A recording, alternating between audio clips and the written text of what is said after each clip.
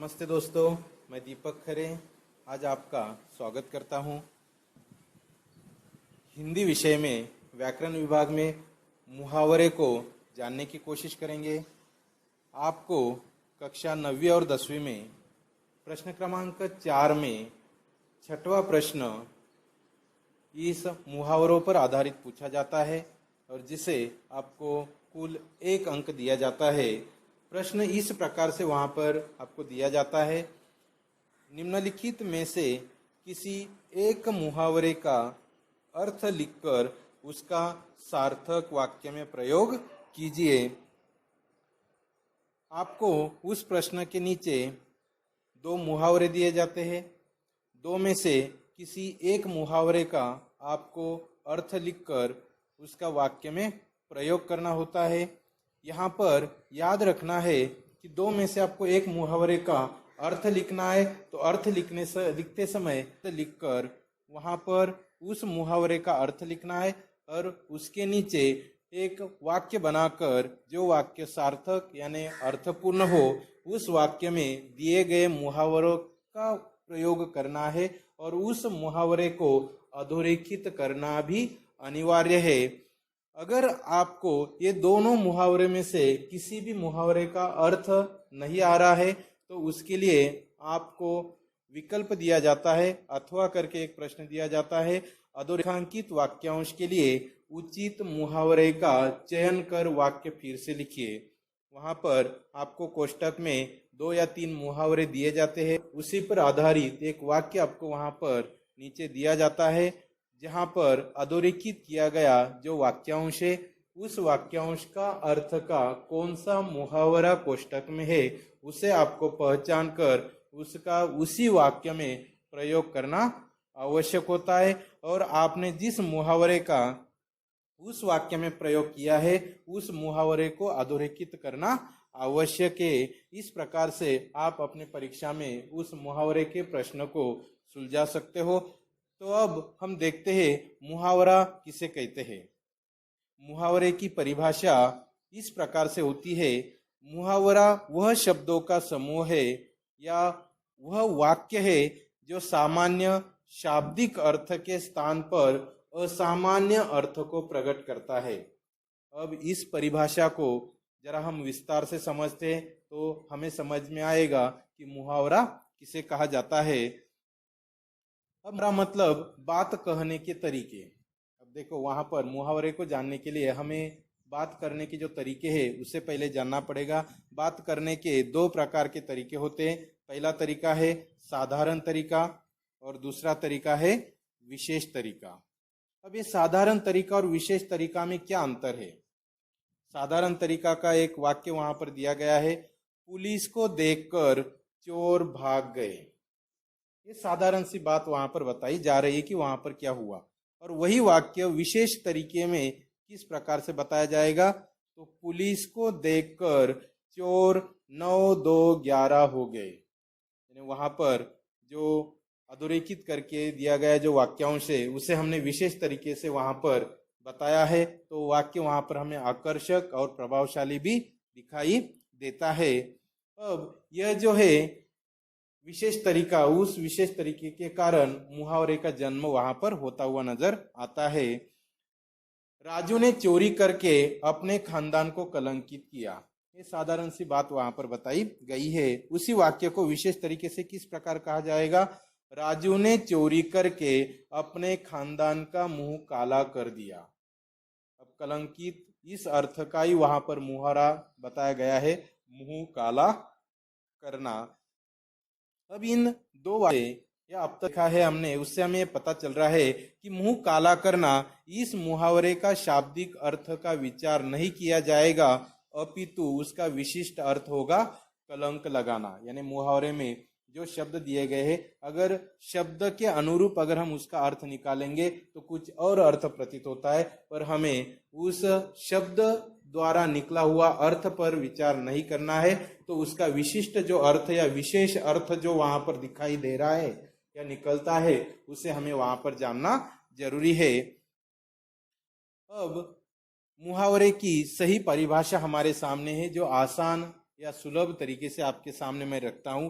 कोई भी ऐसा वाक्यांश जो अपने साधारण अर्थों को छोड़कर किसी विशेष अर्थों को व्यक्त करता हो उसे हम मुहावरा कह सकते हैं।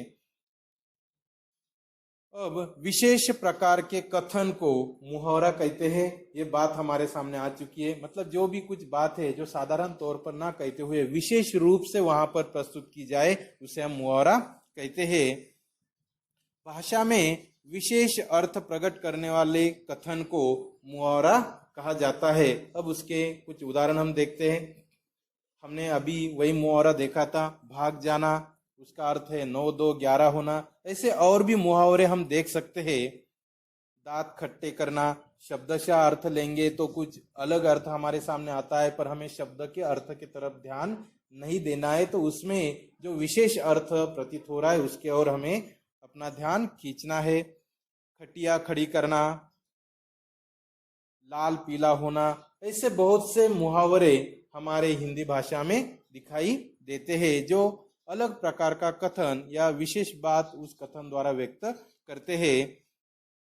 अब मुहावरे को तो हमने जान लिया कि मुहावरा किसे कहा जाता है, पर मुहावरे का भाषा में क्या काम या उसका भाषा में क्या महत्व है? क्या मुहावरे के बिना भाषा का प्रयोग नहीं हो सकता? मुहावरे को भाषा में इतना महत्व क्यों दिया गया है? तो उसके कुछ महत्वपूर्ण जो मुद्दे हैं मैं आपके सामने प्रस्तुत करता हूं। पहला मुद्दा है भाषा को समृद्ध बनाना। मुहावरे का प्रयोग करते हैं तो भाषा समृद्ध बनती हुई नजर आती है।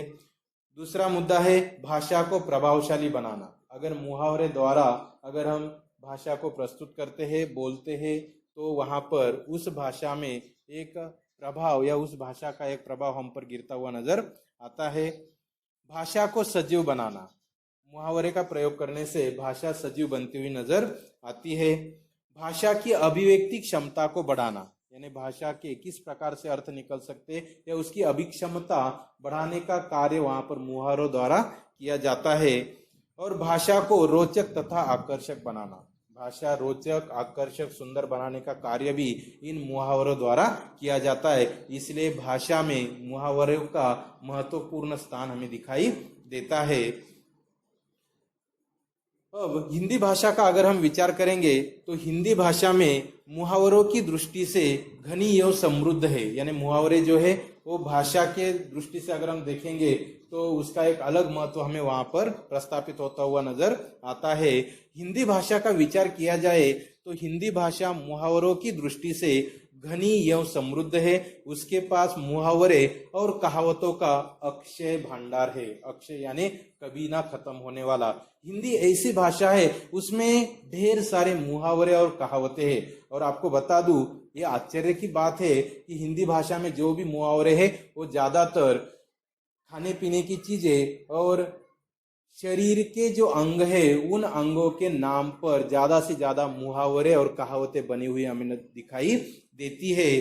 जैसे आग बबूला होना, लाल पीला होना, नाक के बाल बनना, आंखों का तारा होना, फटे मुंह होना, मुंह फुलाना, ऐसी कई अपने शरीर के अंग का प्रयोग करके हिंदी भाषा में मुहावरे हमें दिखाई देते हैं। तो हमने अब मुहावरों को तो जान लिया है, तो अब देखते हैं मुहावरों का अर्थ और वाक्य या उनका अर्थ और उसका वाक्य में प्रयोग किस प्रकार से हम कर सकते हैं और किस प्रकार उस भाषा को प्रभावित हम करते हैं। तो पहला मुहावरा है अंगूठा दिखाना। अब अंगूठा दिखाना, इस मुहावरे का अर्थ है साफ मना कर देना, मतलब किसी भी काम के लिए मना करना। इसका वाक्य में प्रयोग हम देखते हैं, आज मैंने पवन से सहायता मांगी तो उसने अंगूठा दिखा दिया।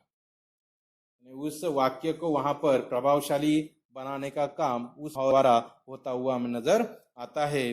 दूसरा मुहावरा देखते, दांत निकालना। अब इसका अगर शब्द द्वारा हम अर्थ निकालते तो कुछ अर्थ अलग महसूस होता है, पर वहां पर दांत निकालना इसका अर्थ है हंसना। इसका वाक्य में प्रयोग हम देखते हैं। अगर हम साधारण रूप से इस बात को कहेंगे तो कैसे, हर वक्त हंसना अच्छा नहीं होता है। ये साधारण तरीका जो हमने तरीके दिए, पर विशेष तरीके से अगर देखेंगे मुहावरे का प्रयोग करते हुए तो हर वक्त दांत निकालना अच्छा नहीं होता है, और उस मुहावरे को मैंने अधोरेखित कर दिया है। मतलब उस वाक्य को उस मुहावरे द्वारा मैंने प्रभावशाली बनाने की कोशिश की है। अगला मुहावरा है अकल मारी जाना। ये जो मुहावरा है ना, ये दोस्तों शायद आपको ये मुहावरा हर बार याद आता होगा और इसे आप अनुभव करते होंगे, क्योंकि अकल मारी जाना किस प्रकार से दिखाई देता है हमें पता चलता है। उसका अर्थ है घबरा जाना। जब अकल मारी जाना, इसका अर्थ है घबरा जाना, और हम हमेशा इसे अनुभव करते किस प्रकार। वाक्य है, प्रश्न पत्र देखते ही मोहन की अकल मारी गई। अब याद आया? आप भी अनुभव करते हो ना, जब भी प्रश्न पत्र आपके सामने आता है आपकी भी अकल मारी जाती है। इस प्रकार से हम मुहावरों को वाक्यों में डालकर उस वाक्य को प्रभावशाली, सुंदर, आकर्षक, रोचक बना सकते हैं।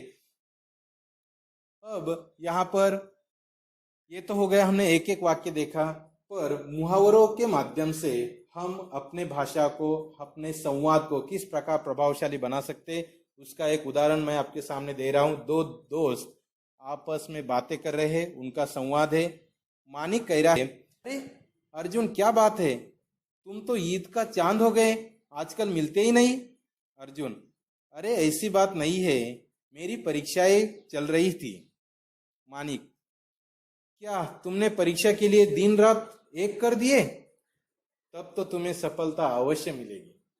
देखो, इस संवाद में हमें दिखाई दे रहा है कि ईद का चांद होना, दिन रात एक कर देना, इन मुहावरों का प्रयोग करने के कारण इनका संवाद वहां पर प्रभावशाली दिखाई देता है, सामने वाले पर उसका परिणाम होता हुआ हमें दिखाई देता है। वो भाषा को, उस संवाद को आकर्षक इस मुहावरे द्वारा बनाया गया है। तो आज इस मुहावरे के बारे में आपको पता चला, मुहावरे क्या होते ये समझ में आया होगा।